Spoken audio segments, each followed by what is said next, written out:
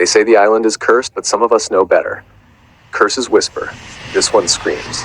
He was just the boatman, a witness. But when you bring someone to Wailer's Isle, you don't leave untouched. This is his story. Welcome back to Fear Echoes.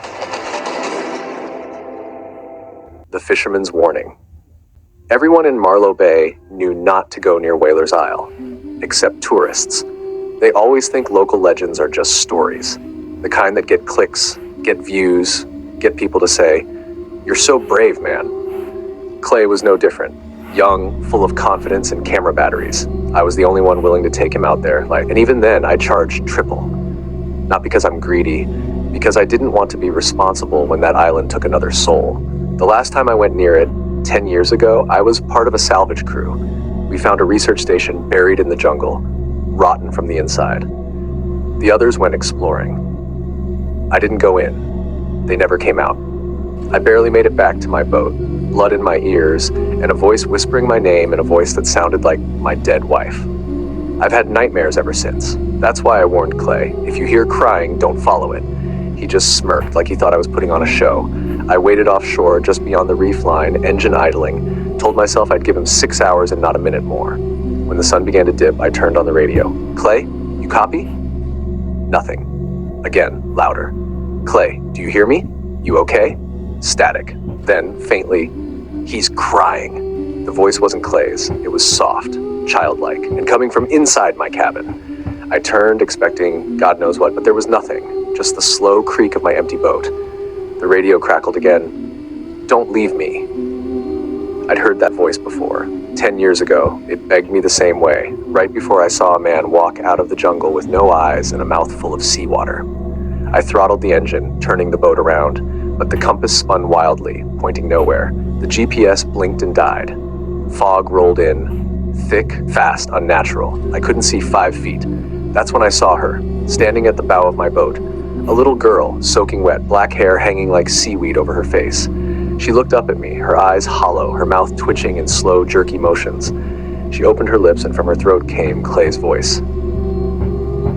"Don't leave me." I shut my eyes and floored it, driving blind through fog and guilt. When the coast finally appeared, I was alone again. The girl was gone. So was the fog. They found Clay's boat a week later, drifting near the mainland, camera gear on board, untouched. They say the footage was corrupted, but one guy from the station swore he saw something on it before it glitched out.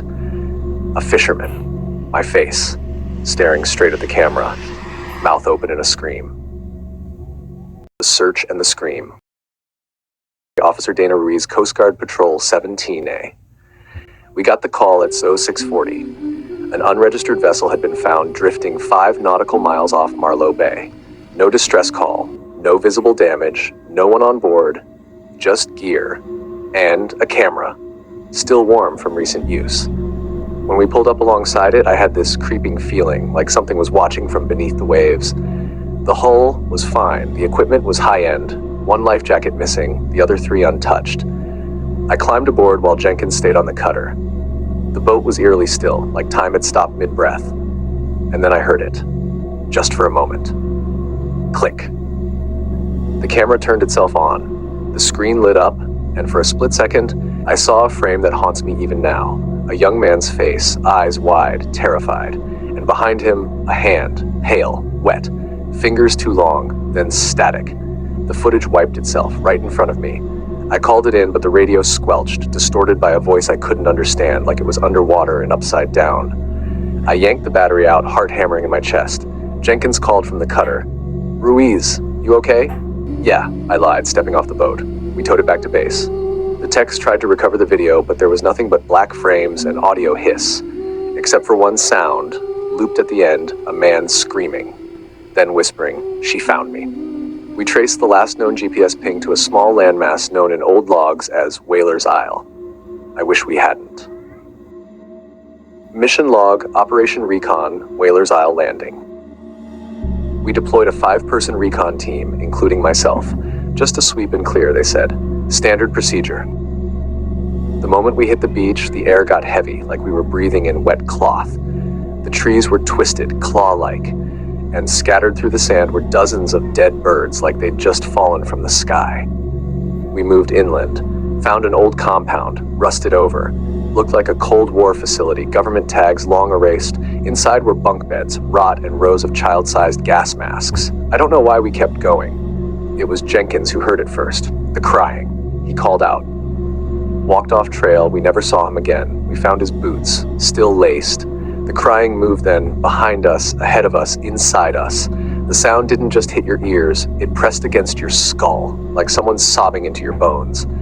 The others panicked. One turned his weapon on the trees, another just dropped to his knees and whispered, "She's in the static." I ran. I made it back to the cutter alone, and just before I climbed aboard, I looked back at the tree line. There she was. The girl, soaking wet, smiling, her eyes were hollow, her mouth didn't move, but inside my head I heard, "Tell them I'm coming." Final note. I've tried to report what happened. They called it trauma-induced hallucinations. But last night, I turned on my TV, static, and I heard the crying, not through the speakers, from the walls.